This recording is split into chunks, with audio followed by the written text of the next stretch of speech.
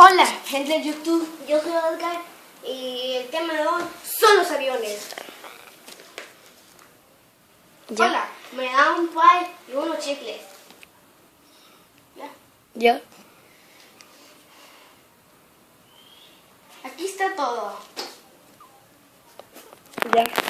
Gracias. ¿Cuánto sería? Ya.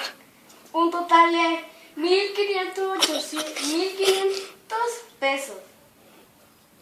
Vamos a verlo. Ya. Y eso es lo que pasa en los aviones. Y ahora vamos a ver otra toma. Cuando hablan los aviones, ni se le entiende ni nada.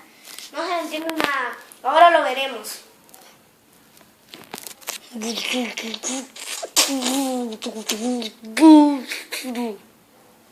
digo? Ah, sí, que vamos a pasar los toboganes. Y no traje mi ropa interior. Y sale.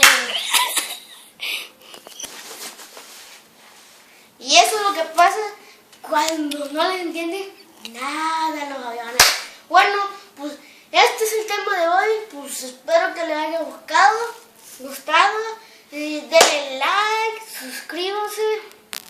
Hasta el jueves. Hasta la próxima, amigos.